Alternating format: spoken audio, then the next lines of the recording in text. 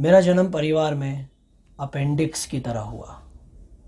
यानी शरीर में तो है, लेकिन उसकी कोई ज़रूरत नहीं, कोई आवश्यकता नहीं। ऐसा ही होता है ये शरीर का हिस्सा अपेंडिक्स।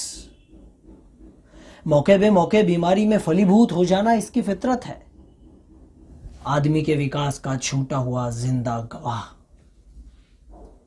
इतिहास इसी तरह अपने पीछे कुछ नाजायज औलादे छोड़ जाता है। हजारों साल पुरानी इमारतों के खंडर। मेरी दिक्कतें भी कुछ ऐसी ही रही। बस छुटपन तक ही माँ बाप का साया मिला, फिर बड़े भाइयों के रहमो करम पर। ना कोई अपना वजूद, ना कोई अपनी हस्ती। बस जैसा बड़ों ने चाहा वैसा बन। बचपन से ही अपने साथ इस दोयम दर्जे के व्यवहार से मेरे दिमाग में एक सड़ी गली लावारिस मानसिकता ने घर कर लिया। दूसरों के रहमो करम पर पलने से मेरी लड़ने की क्षमता क्षीण हो गई। मैं भाग्यवादी हो गया। अब तो बस डॉक्टर साहब के आदेश पर जीना ही मेरी नियति है। वे जब आदेश दे दें, अपना काम तमाम। अब छोड़िए, मैं भी कहाँ अपनी कथा व्यथा लेकर बैठा आपके सामने। कुछ और बातें करते हैं। हाँ, मुझे ना सांप सीढ़ी का खेल बहुत पसंद है।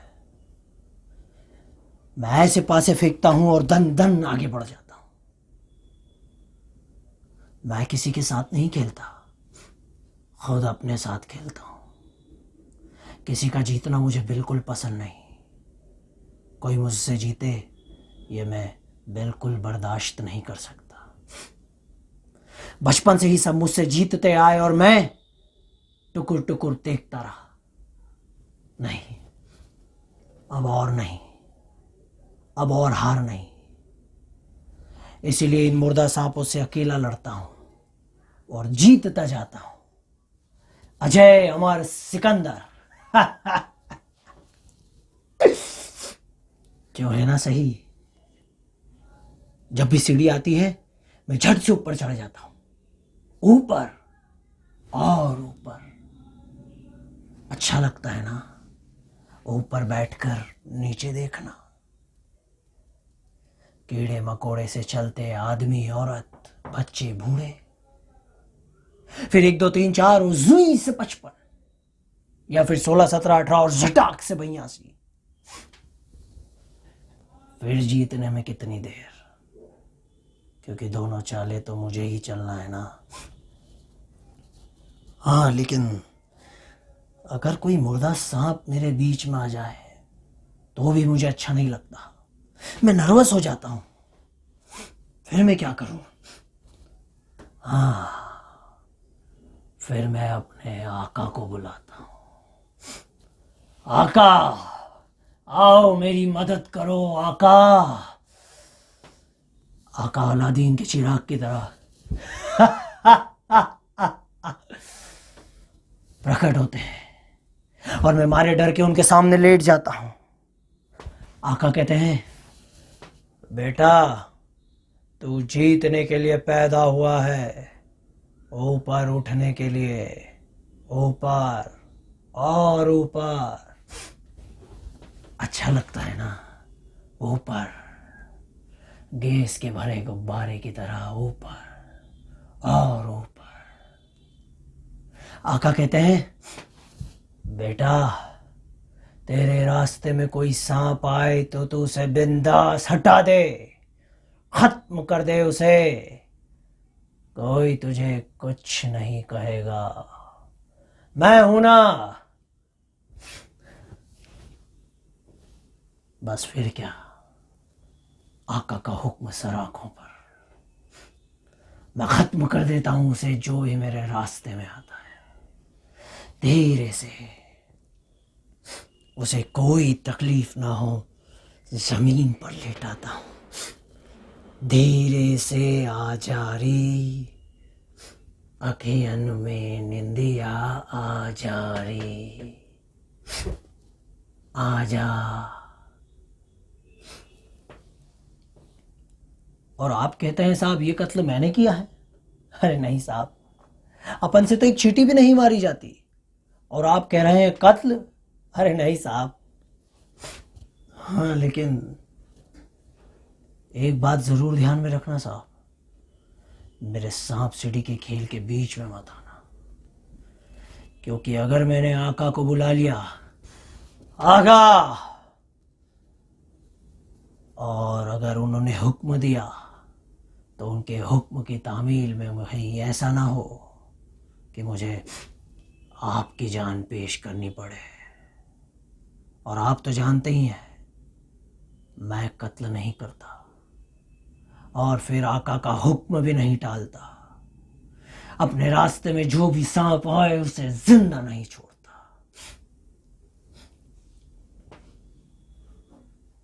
साहब को अब कहानी नाकाबिले बर्दाश्त हुई। वो चीख पड़े, खामोश रह हरामी, तेरी ये चालाकियां और वो तेरी कहानियां तुझे निर्दोष साबित नहीं कर सकती।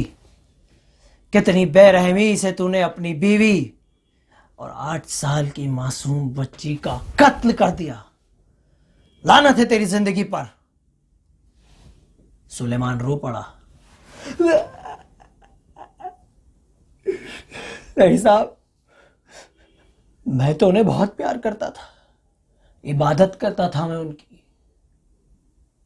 कितने अच्छे दिन थे वो दिन मेरी जन्नत थी। मैं घर लौटता, मेरी लड़की मेरे साथ खेलती, फिर हम साथ में खाना खाते। फिर उस दिन काम पर भी 2 लोगों से झड़प हुई। सच कह रहा हूं साहब, एकदम दिल से, कसम से। उस दिन सांप मारने की इच्छा नहीं थी। फिर जैसे तैसे मैंने उन दोनों से सुलह कर ली। वे लोग भी मान गए, बात आई गई हो गई। मैं थका मांदा घर लौटा। मेरी लड़की मुझसे जिद करने लगी, बाबू मेरे संग खेलो ना। मैंने जैसे तैसे उसे भी मना लिया। वो मान गई। वो घर के बाहर चली गई खेलने के लिए। जब वो वापस लौटी तब तक मैं खाना खाकर सो चुका था। फिर ठीक रात 3 बजे टन टन टन मेरी नींद एक साथ झटके से खुल गई। दिन भर के हजारों विचार मेरे दिमाग में कीड़े जैसे कुलबुलाने लगे। फिर उनसे पीछा छुड़ाने की गरज से मैंने चुपचाप सांप सीढ़ी निकाली और अपनी चाल चलने लगा। मगर ये क्या, मेरी बीवी भी जाग पड़ी, मेरे साथ खेलने की जिद करने लगी। तिरिया हट। मैंने उसे राग मना करने की कोशिश की, टालने की कोशिश की, पर वो नहीं मानी। पासा लेकर चाल चलने लगी। पहली चाल 6 आए, फिर उसी की चाल, फिर 6, फिर उसी की चाल और फिर 6, और सीधा पहुंच गई 82 पर। आप ही बताइए साहब, मैं कैसे बर्दाश्त कर सकता था। बस आका का हुक्म हुआ, खत्म, खत्म कर। मैंने झट से उसके बाल पकड़े और उसके गले में पंजा फंसा दिया। कसम से उसकी बड़ी बड़ी आंखों में मैंने देखा, उसकी बड़ी बड़ी आंखें मेरी आंखों में अपनी मौत देख रही थी। नीली लाल रंग बिरंगी मौत। मैंने उसी तरह धीरे से बिना कोई आवाज किए उसे जमीन पर लेटा दिया। धीरे से आ जा रही अखियन में नींदिया जा रही, आ जा। सच कह रहा हूं साहब, मैंने कोई कत्ल नहीं किया, पर पता नहीं मेरी लड़की कैसे जाग गई। जमीन पर पड़ी माँ की लाश और उसकी फटी हुई आंखें, लटकी हुई जुबान को देखकर वो रो पड़ी। अब्बू, ये तूने क्या कर दिया? कसम साहब, मैं गरीब आदमी क्या करता, आप ही बताइए। लड़की मेरी सबसे प्यारी नेमत। चीखने चिल्लाने को पड़ी और मैं झपट पड़ा। मैंने मैंने धीरे से आजा रे खेल में इंडिया, आजा।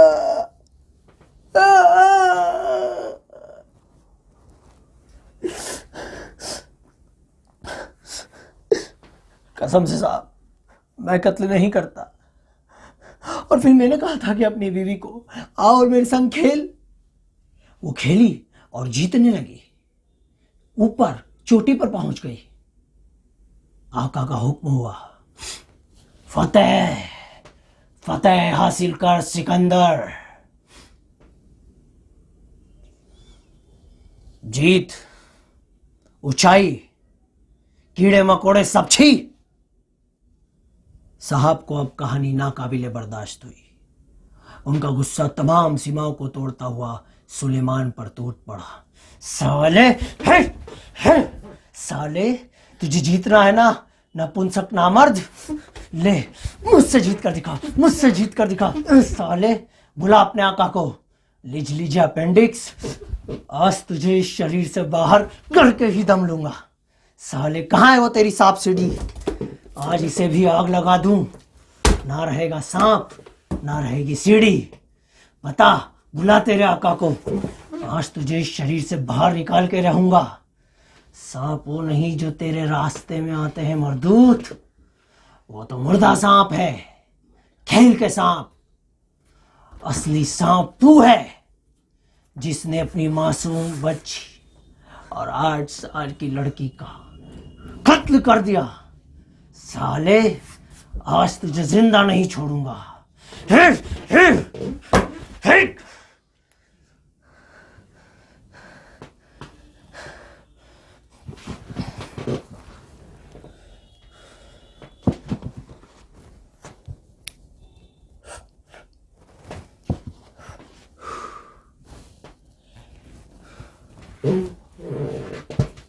साहब ने सिगरेट जलाई और डंडा हाथ में लेकर जेल के बाहर चले गए।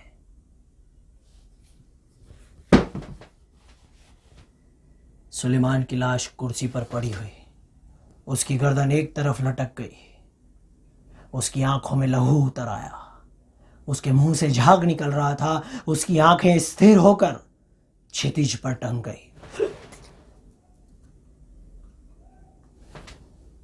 अगले दिन जब सेल का दरवाजा हवलदार ने खोला तो कुर्सी पर सुलेमान की लाश को पड़ा देखकर उसकी आंखें दंग रह गई, फटी की फटी रह गई। उसने तत्काल इस बात की सूचना आला अफसरों को दी। थोड़ी ही देर में सारे अफसर सेल में मौजूद थे। दिन भर जेल में इसी बात की चर्चा चलती रही कि जब रात में इंटरोगेशन हुआ ही नहीं तो मौत कैसे हुई।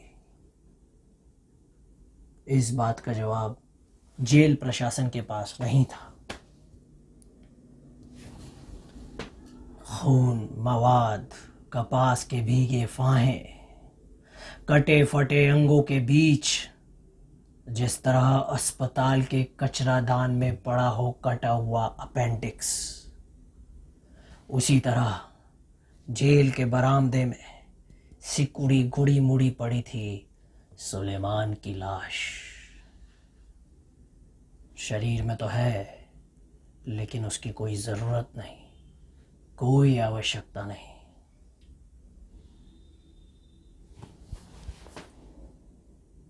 थोड़ी ही देर बाद 2 हवलदार सांप सीढ़ी खेल रहे हैं और रेडियो में गाना बज रहा है।